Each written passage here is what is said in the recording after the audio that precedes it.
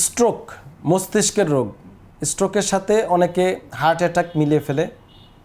হার্টের রোগ আসলে কার্ডিওলজির ডাক্তাররা দেখে থাকেন, আর স্ট্রোকের সাধারণত নিউরোলজির ডাক্তাররা বা নিউরোসার্জনরা দেখে থাকেন।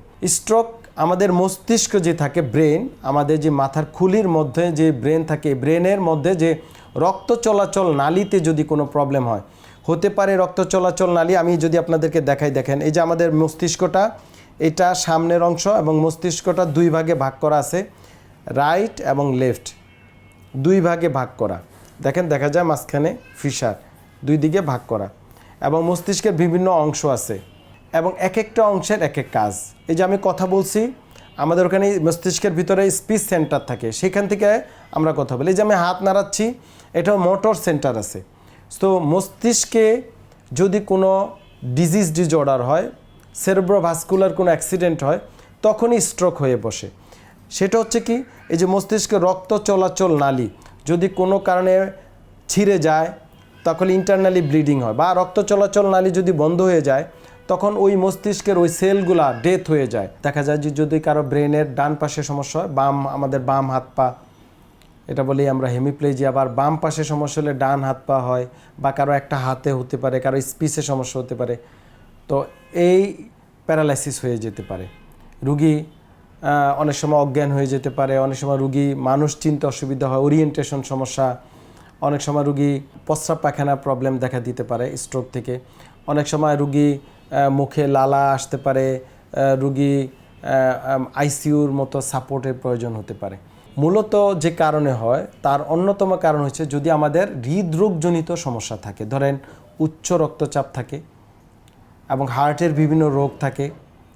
তারপরে হচ্ছে যদি রক্তে কোলেস্টেরল বা তৈলের পরিমাণ, তেলের পরিমাণ অতিরিক্ত হয়, ডিসলিপিডিমিয়া হাইফার, মানে অনেক কোলেস্টেরল, যেটা খারাপ কোলেস্টেরল বেশি বেড়ে যায়, তা থেকে এই রক্ত চলাচল নালী ব্রেনে সমস্যা হতে পারে। অনেক সময় আমাদের যে ক্যারোটিড আর্টারি থাকে, আর্টারি ব্লক হয়ে যেটা মস্তিষ্কে সেরিব্রাল আর্টারিকে সাপ্লাই দেয়, সেই সাপ্লাই যদি রক্ত চলাচলে বন্ধ হয়ে যায়, তা থেকে যেহেতু স্ট্রোক হয়, তাহলে আপনার রক্ত চলাচল নালীজনিত সমস্যা রোগ থেকেও এনিউরিজম, তা থেকে কিন্তু স্ট্রোক হতে পারে।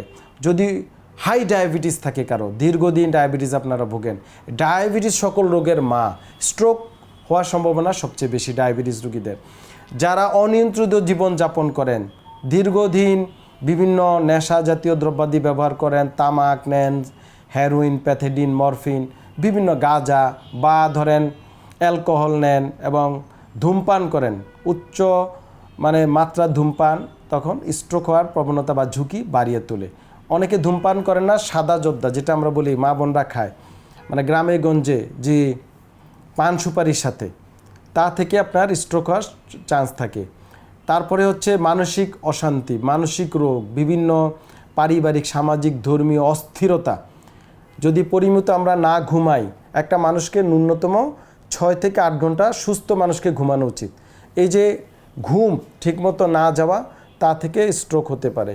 বডি চেক আপের অভাবে কিন্তু স্ট্রোক হতে পারে। ধরেন আপনি যখন নিয়মিত বডি চেক আপ করবেন, আপনার কিডনির ফাংশনটা আপনি দেখতে পারবেন, লিভার ফাংশনটা ঠিক আছে কিনা, কোলেস্টেরলের ফাংশন ঠিক আছে কিনা, ব্লাডের যে উপাদানগুলো আমাদের হিমোগ্লোবিনের মাত্রা ঠিক আছে কিনা, এগুলো আমাদের কিন্তু নিয়মিত চেক আপ করা উচিত। তো যারা নিয়মিত চেক আপ করেন না, তাদেরও স্ট্রোকের একটা ঝুঁকি থাকতে পারে। স্ট্রোকের চিকিৎসা বুঝতে হলে স্ট্রোক হয়েছে কিনা এটা আগে আমাদের বুঝতে হবে।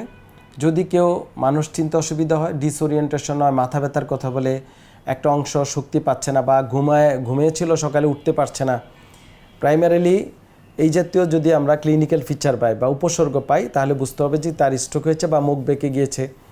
তখন তাকে দেরি না করে আপনাকে নিকটস্থ হসপিটালে নিয়ে যেতে হবে। সেই ক্ষেত্রে তার উচ্চ রক্তচাপ মেনটেন করা, ডায়াবেটিস মেনটেন করা, এগুলা খুবই ইম্পর্টেন্ট। অনেক সময় রোগী আইসিইউর সাপোর্ট লাগে, বা আমাদের অন্যান্য মেডিকেল ইমার্জেন্সি চিকিৎসা প্রয়োজন।